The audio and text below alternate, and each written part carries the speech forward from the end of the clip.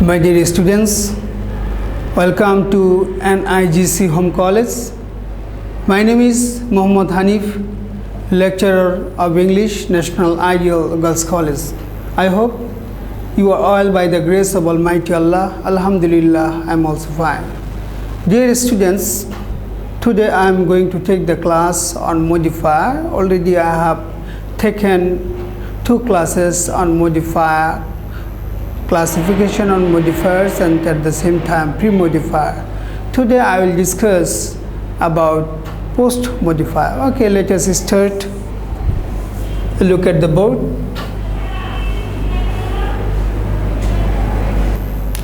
Topic: post-modifier.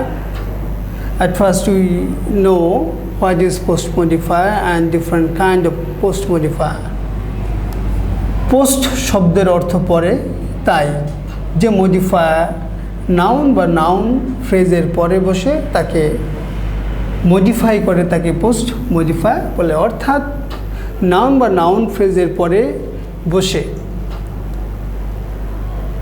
Modify করে যে word তাকে আমরা বলবো হলো পোস্ট মডিফায়ার। নাউন বা নাউন ফ্রেজের পরে বসে different types of post modifier. এখানে 8 প্রকারের পোস্ট মডিফায়ার দেওয়া আছে। 1 নম্বর হলো infinitive phrase as post modifier. আমরা বিভিন্ন ধরনের মডিফায়ার পড়েছিলাম, প্রায় noun phrase, adjective phrase, adverbial phrase, prepositional phrase, verbal phrase, conjunctional phrase and infinitive phrase. এখানে এই ইনফিনিটিভ ফ্রেজ সম্পর্কে বলা হয়েছে। ইনফিনিটিভ ফ্রেজটা 2+ ভার্বের প্রেজেন্ট ফর্ম, এরপরে অতিরিক্ত শব্দ বসে ইনফিনিটিভ ফ্রেজ গঠন করা হয়। অর্থাৎ যখন কোনো ভার্বের আগে একটি 2+ অতিরিক্ত একটি শব্দ থাকে তখন আমরা ইনফিনিটিভ ফ্রেজ বলি। যেমন এখানে দেওয়া আছে, he made an attempt to escape punishment. He made an attempt, সে একটা প্রচেষ্টা করেছিল। প্রচেষ্টা কি? To escape punishment. That means এখানে নাউনের পরে এই যে ইনফিনিটিভ ফ্রেজটি বসে নাউনকে মডিফাই করছে, সেজন্য এটাকে আমরা বলবো infinitive phrase as post modifier. এই ধরনের আরও কিছু মডিফায়ার হলো, he plans to start the business ended in smoke. His scheme to found a hospital did not come true. His decision to study medicine was appreciated. I took a determination to pass the examination. এখানে যেই শব্দগুলো দেওয়া আছে, two escape punishment, to start business, to found hospital, to study medicine, to pass the examination, এগুলোকে আমরা বলবো হলো infinitive phrase as post modifier. 2 নম্বর হলো present participle phrase. Present participle phrase as post modifier, এবং প্রেজেন্ট পার্টিসিপল ফ্রেজটাও modifier হিসেবে কাজ করতে পারে। The boy standing at the door, the boy is known to me. ওই বালকটি, the boy is known to me, বালকটি আমার কাছে পরিচিত। কোন বালকটি? স্ট্যান্ডিং অ্যাট দ্য ডোর, এই দরজায় দাঁড়িয়ে যে বালকটি। তাহলে এখানে এই যে স্ট্যান্ডিং অ্যাট দ্য ডোর, এই যে পার্টিসিপলটি, এটা একটা ফ্রেজ আকারে কাজ করছে। যদি আমরা খেয়াল করি উপরের সেন্টেন্সটিতে standing at the door, present participle ফ্রেজটি বয় নাউনটির পরে বসে বয়কে মডিফাই করেছে। তাই standing at the door present participle ফ্রেজটি বয়। তাহলে এখানে বয় যে নাউনটি আছে তাকে মডিফাই করছে প্রেজেন্ট পার্টিসিপল ফ্রেজটি। তাহলে এখানে আমরা বলবো present participle phrase as post modifier. আরও কিছু উদাহরণ হলো, I saw the porter lying on the floor. I found the girl reading a book. They watched the train leaving the station. 3 নম্বর যদি আমরা খেয়াল করি, এটা হলো past participle phrase as post modifier. Past participle phrase, এখানে ফ্রেজগুলো post modifier হিসেবে কাজ করছে। যদি আমরা খেয়াল করি, the machine made in a local factory are working well. যদি আমরা বলি the machines are working well, মেশিনগুলো ভালো কাজ করছে, আমরা এখানে পোস্ট মডিফায়ার হিসেবে ব্যবহার করেছি হলো made in a local factory, that means which is made or which are made in a local factories. অর্থাৎ পাস্ট পার্টিসিপল ফ্রেজটি আমরা পোস্ট মডিফায়ার হিসেবে এখানে ব্যবহার করেছি। তাহলে এখানে made in a local factory, এটা এই যে মেশিনস এই শব্দটিকে মডিফাই করছে, সুতরাং এটাকে আমরা বলবো past participle phrase as post modifier. উপরের সেন্টেন্সটিতে made in a local factory এ পাস্ট পার্টিসিপল ফ্রেজটি মেশিনস নাউনটির পরে বসে মডিফাই করেছে, তাই মেড ইন লোকাল ফ্যাক্টরি এ পাস্ট পার্টিসিপল ফ্রেজটি মেশিনস নাউনের পোস্ট মডিফায়ার। তারপরে আমরা দেখছি এখানে আরও কিছু উদাহরণ আছে। The book published 1993 has been revised. The building constructed 50 years ago collapsed last week. The letter signed by the principal was posted. তো এখানে published in 1993, constructed 50 years ago, signed by the principal, এগুলোকে আমরা বলবো past participle phrase. 4 নম্বর যদি আমরা খেয়াল করি prepositional phrase as post modifier. Prepositional phrase কখনো পোস্ট মডিফায়ার হিসেবে কাজ করে। যখন কোনো পোস্ট মডিফায়ার হিসেবে কাজ করে তখন অধিকাংশ ক্ষেত্রে রিলেটিভ ক্লজ বা সাবঅর্ডিনেট অ্যাডজেক্টিভ ক্লজে রূপান্তরিত করা যায়।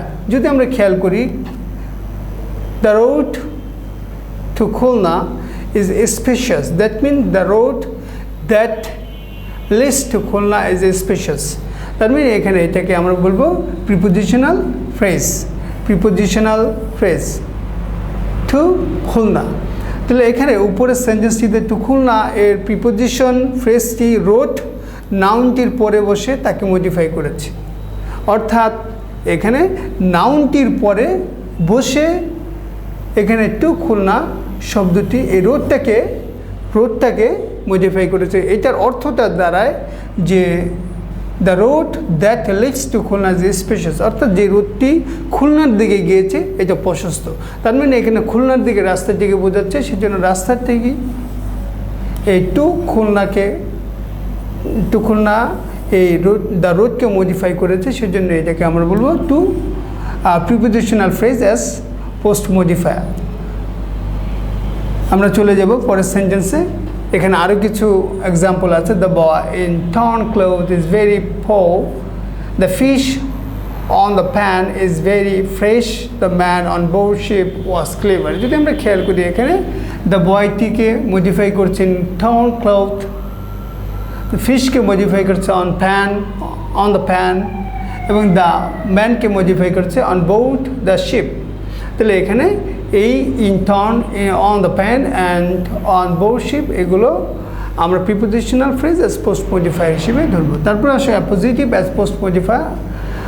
Already we have known about post modifier and the classification on post modifier. আমরা পোস্ট মডিফায়ার অ্যাপোজিটিভ সম্পর্কে আমরা জেনেছি যে অ্যাপোজিটিভ কী এবং অ্যাপোজিটিভ কত প্রকার কী। যদি আমরা খেয়াল করি যখন দুইটি নাউন পাশাপাশি বসে একই ব্যক্তি বা বস্তুকে বোঝায় তখন দ্বিতীয় নাউনটিকে প্রথম নাউনটির অ্যাপোজিটিভ বা কেস ইন অ্যাপোজিশন বলা হয়। এক্ষেত্রে দ্বিতীয় নাউনটি প্রথম নাউনটির সম্পর্কে অতিরিক্ত তথ্য প্রদান করে। যদি আমি এটা অতিরিক্ত তথ্যটা না দিই তাহলে প্রথম যে সাবজেক্টটি আছে সেই সাবজেক্টটি সম্পর্কে বিশেষ কিছু তথ্য প্রদান করে না এবং স্পষ্ট বোঝায় না। যেমন mister Ahmed the principal of our college is a good administrator. Mister Ahmed the principal of the college, যদি আমি বলি the mister Ahmed is a good administrator, প্রশাসক, একজন ভালো প্রশাসক, তাহলে প্রশ্ন জেগে যায় মিস্টার আহমেদকে অ্যাকচুয়ালি তিনি হলেন প্রিন্সিপাল অফ আ কলেজ। তাহলে যদি আমরা খেয়াল করি এটাকে অতিরিক্ত তথ্য প্রদান করার জন্য এটাকে আমরা বলবো অ্যাপোজিটিভ। আরেক কিছু উদাহরণ আছে যদি আমরা খেয়াল করি Ahmed a famous noblest has consent to attend our function. We invited Mr. Islam's great physicians of Bangladesh. Babur, Emperor of Delhi, was a specious man, that means এখানে যদি আমরা খেয়াল করি এখানে এই নাউনকে অতিরিক্ত তথ্য প্রদান করার জন্য এই শব্দগুলো famous novelist, a great physician of Bangladesh, empire of Delhi, এই শব্দগুলোকে ব্যবহার করা হয়েছে। সেই জন্য এটিকে বলা হয় অ্যাপোজিটিভ অ্যাজ পোস্ট মডিফায়ার। তার মানে এখানে এই অ্যাপোজিটিভটা এই পূর্বের যে নাউনটা আছে তাকে মডিফাই করছে, অর্থাৎ এটা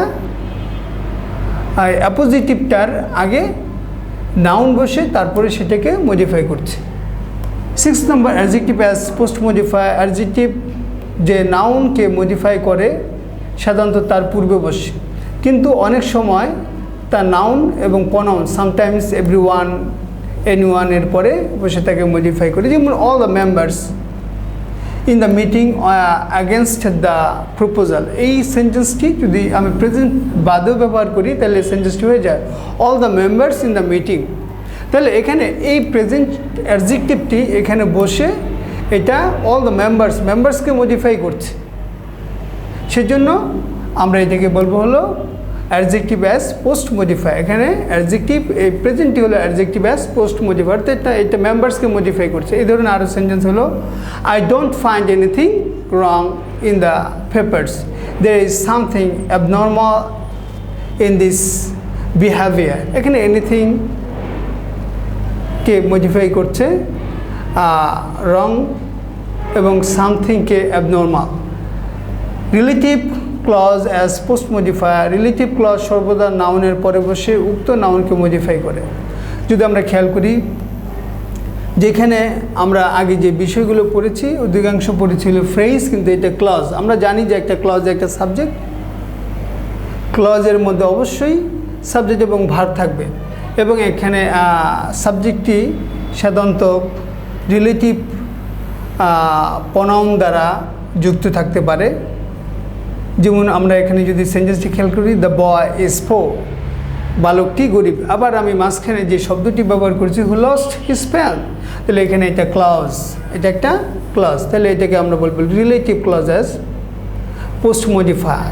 আরও যদি আমরা এখানে খেয়াল করি বট দ্য পেন, পেন সম্পর্কে অতিরিক্ত তথ্য দিচ্ছে which was black, she took cabin, এখানে দেখেন খেয়াল করেন দ্যাট ওয়াজ স্মল, তাহলে এখানে which was black and that was small, এটা পেন এবং কেবিন সম্পর্কে অতিরিক্ত তথ্য প্রদান করছে। এটা relative clause as post modifier. Last of all সর্বশেষ যদি আমরা খেয়াল করি adverb as post modifier. The questions above are to be answered, are the questions are to be answered, প্রশ্নগুলোকে উত্তর করতে হবে। কোন প্রশ্নগুলোকে? অ্যাবভ, উপরের প্রশ্নগুলোকে। তাহলে উপরের সেন্টেন্সটিতে বিলো এই অ্যাডভার্বটি কোশ্চেন্স নাউনটির পরে বসে তা মডিফাই করছে, তাই বিলো অ্যাডভার্বটি কোশ্চেন্স নাউনটির পোস্ট মডিফায়ার। এই ধরনের আরেকটা সেন্টেন্স হলো the man behind is his brother, অর্থাৎ লোকটির পেছনে যে মানুষটি, দ্য ম্যান বিহাইন্ড অর্থাৎ লোকটির পেছনে হয় তার ভাই। তাহলে এখানে বিহাইন্ড অ্যাডভার্বটি ম্যান থেকে modify করতে, সেই জন্য এটা adverb as post modifier. Dear students, I hope you have understood the post modifier. Actually you have to do hard work to understand this post modifier, and you have to exercise regularly in your home. Okay, you will be given homework 1 number and 2 number. Post modifier is homework.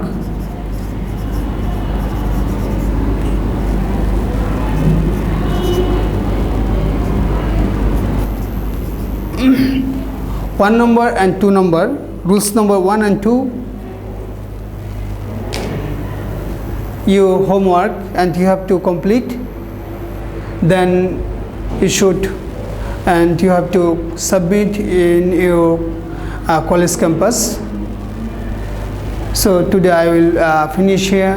I will see you with another topics another day. Till then, Allah Hafiz.